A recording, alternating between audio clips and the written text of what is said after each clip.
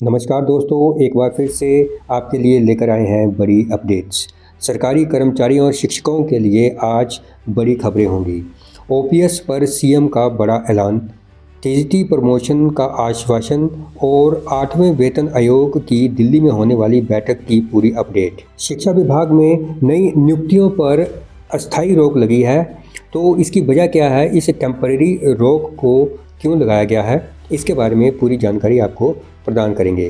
तो चलिए शुरू करते हैं। मुख्यमंत्री ने तमिलनाडु के नवनिर्वाचित मुख्यमंत्री जोसेफ विजय को भी बधाई संदेश भेजा है। उन्होंने आज तमिलनाडु के मुख्यमंत्री के रूप में शपथ ली और राहुल गांधी भी इस मौके पर वहां मौजूद थे और कांग्रेस जो है वो टीवी के पार्टी को समर्थन दे रही है, जिसके बाद आज मुख्यमंत्री सुखविंदर सिंह सुक्खू ने भी नए मुख्यमंत्री को बधाई संदेश जो है वो भेजा। ओल्ड पेंशन स्कीम को लेकर मुख्यमंत्री सुखविंदर सिंह सुक्खू ने बड़ा ऐलान किया है। मुख्यमंत्री सुक्खू ने एक बार फिर से ऐलान किया है कि राज्य के कर्मचारियों को ओल्ड पेंशन स्कीम यानी ओपीएस का लाभ जारी रहेगा। मुख्यमंत्री सुखविंदर सिंह सुक्खू से रविवार को यहां Himachal Pradesh science masters association के एक प्रतिनिधिमंडल ने मुलाकात की और उनसे मुख्यमंत्री ने ये बात कही। मुख्यमंत्री ने कहा कि सरकार के ओपीएस लागू करने के निर्णय के परिणाम स्वरूप केंद्र सरकार ने 1600 करोड़ रुपए की वित्तीय सहायता बंद कर दी है, इसकी सभी को जानकारी है। इसके अलावा वर्ष 1952 से राज्य को मिलने वाला राजस्व घाटा अनुदान भी बंद कर दिया गया है, जिससे राज्य को प्रतिवर्ष 8000 से 10,000 करोड़ रुपए का वित्तीय नुकसान उठाना पड़ रहा है। उन्होंने कहा कि हिमाचल प्रदेश के लोगों को उनके अधिकारों से वंचित रखा जा रहा है। सीएम सुक्खू ने कहा कि वर्तमान राज्य सरकार सरकारी कर्मचारियों के कल्याण के लिए प्रतिबद्ध है। उन्होंने कहा कि सरकार ने मंत्रिमंडल की पहली बैठक में सरकारी कर्मचारियों के लिए पुरानी पेंशन योजना बहाल की। इसके विपरीत केंद्र सरकार की ओर से यूनिफाइड पेंशन स्कीम लागू करने के लिए निरंतर दबाव डाला जा रहा था। उन्होंने स्पष्ट किया कि राज्य सरकार हर परिस्थिति में ओपीएस को बहाल रखेगी। ये कर्मचारियों के साथ उन्होंने एक बार फिर से वायदा किया। Himachal Pradesh science master association ने हमीरपुर जिला के अध्यक्ष विकास कौशल के नेतृत्व में रविवार को शिमला में सीएम सुखविंदर सिंह सुक्खू से शिष्टाचार भेंट की और अपनी मांगों से उन्हें अवगत करवाया। प्रतिनिधिमंडल ने मुख्यमंत्री से टीजीटी शिक्षकों को हेडमास्टर और प्रवक्ता के पदों पर पदोन्नत करने का आग्रह किया। मुख्यमंत्री ने इन नेताओं को आश्वासन दिया कि उनकी मांगों पर सहानुभूतिपूर्वक विचार किया जाएगा और भविष्य में उनको यह प्रमोशन प्रदान की जाएगी, यानी टीजीटी के जो अध्यापक है उन्हें हेडमास्टर भी बनाया जाएगा, ऐसा आश्वासन जो है वो मुख्यमंत्री ने दिया है।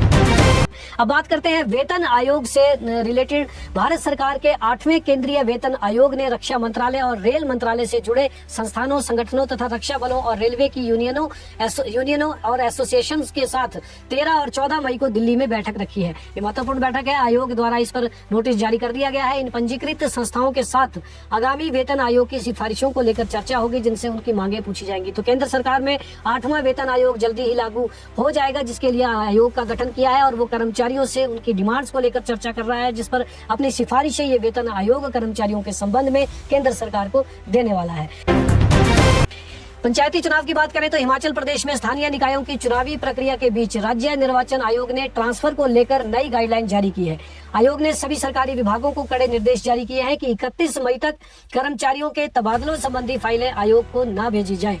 आयोग का कहना है कि लगातार बड़ी संख्या में तबादलों से संबंधित मामलों की फाइलें भेजे जाने से चुनाव प्रक्रिया से जुड़े अत्यावश्यक कार्य प्रभावित हो रहे हैं। वर्तमान में आयोग पूरी तरह पंचायत और नगर निकायों के चुनाव से जुड़े कार्यों में व्यस्त है। ऐसे में विभिन्न विभागों द्वारा भेजी जा रही तबादला फाइलों के कारण प्रशासनिक दबाव बढ़ रहा है और चुनावी तैयारियों की गति प्रभावित हो रही है। आयोग ने सभी प्रशासनिक सचिवों, विभागाध्यक्षों तथा सरकारी उपक्रमों को निर्देश दिए हैं कि केवल अत्यंत अपरिहार्य और चुनाव कार्य से सीधे जुड़े मामलों को छोड़कर किसी भी प्रकार की तबादला फाइल आयोग को स्वीकृति के लिए न भेजी जाए। यानी आयोग पूरी तरह से सख्त है और चुनावों में किसी का तबादला नहीं होने वाला है।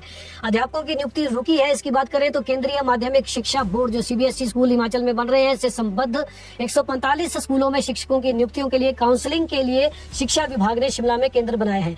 चूंकि काउंसलिंग की प्रक्रिया लंबी होती है, ऐसे में चुनावी कार्यक्रम में बाधा आ सकती है। राज्य निर्वाचन आयोग ने स्कूल शिक्षा विभाग को पत्र लिखा है, जिसमें कहा गया है कि चुनाव की प्रक्रिया शुरू हो चुकी है और प्रदेश भर में शिक्षकों की चुनाव में ड्यूटी लगी है। ऐसे में काउंसलिंग की प्रक्रिया को कुछ दिनों के लिए स्थगित किया जाए। विभाग ने इस मामले को सरकार के समक्ष उठाया है। मुख्यमंत्री ने इसी महीने काउंसलिंग प्रक्रिया को पूरा कर शिक्षकों की तैनाती के निर्देश दिए थे। ऐसे में इन शिक्षकों की नियुक्ति में फिलहाल देरी हो सकती है, क्योंकि राज्य चुनाव आयोग जो है वो इसकी इजाजत नहीं देने वाला।